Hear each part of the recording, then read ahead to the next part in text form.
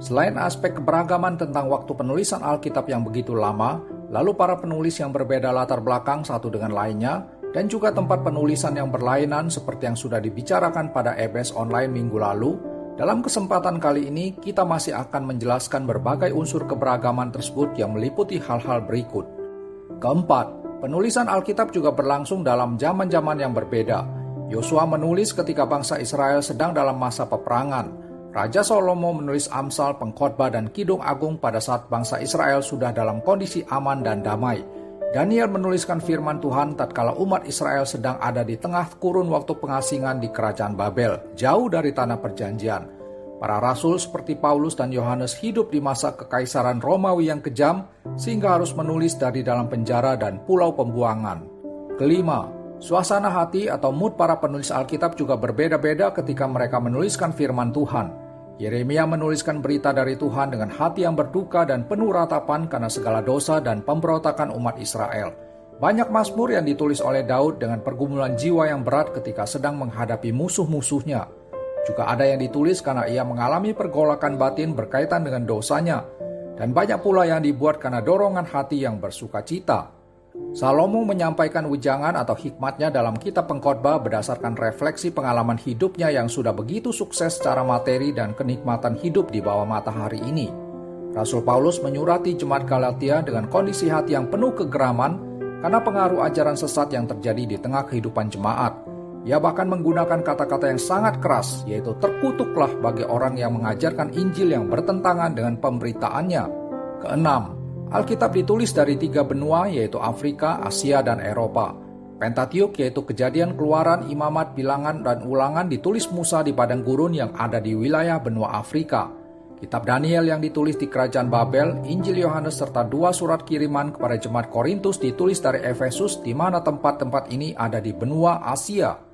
Sedangkan surat kiriman ke jemaat Efesus, Filipi, Kolose, dan Filemon ditulis oleh Paulus dari dalam penjara di kota Roma, salah satu kerajaan di benua Eropa.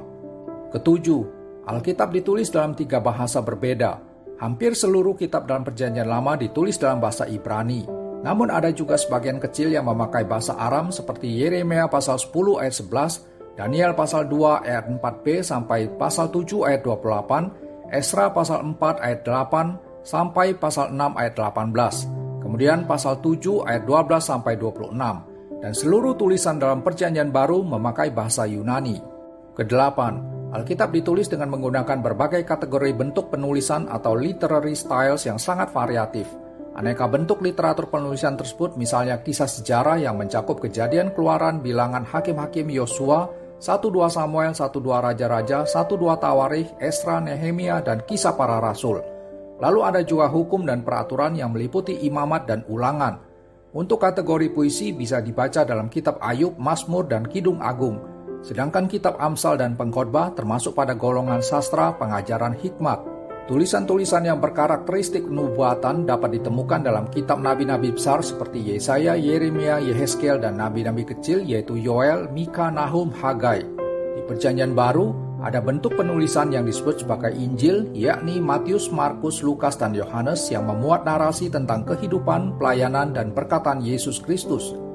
Gaya penulisan yang dikenal dengan istilah perumpamaan banyak dipakai dalam pengajaran yang disampaikan oleh Tuhan Yesus sebagaimana tercatat di Injil Sinoptik. Selanjutnya ada kelompok tulisan yang digolongkan sebagai surat kiriman.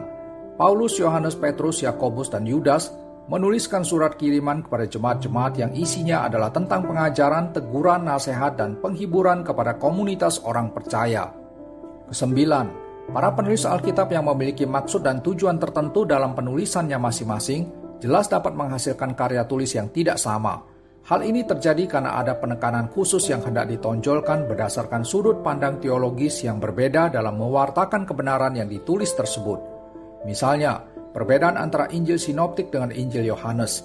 Ada penafsir yang mengatakan bahwa lebih dari 90% materi pembahasan dalam Injil Yohanes berlainan dengan yang dapat ditemukan dalam Injil Sinoptik.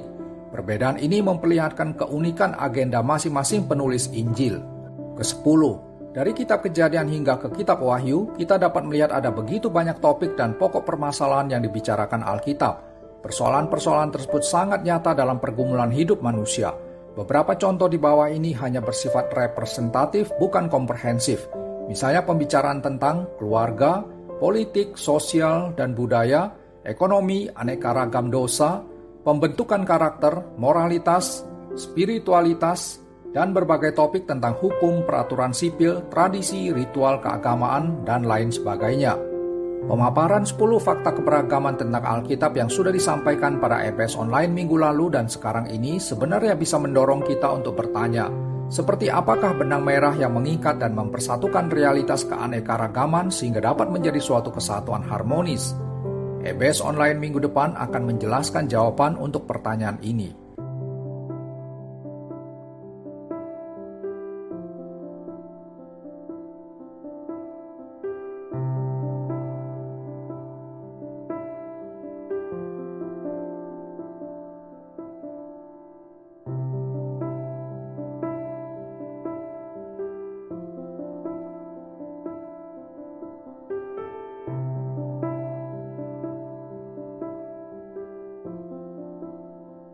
Mari kita berakar, bertumbuh, dan menjadi dewasa dalam iman melalui belajar kebenaran firman Tuhan.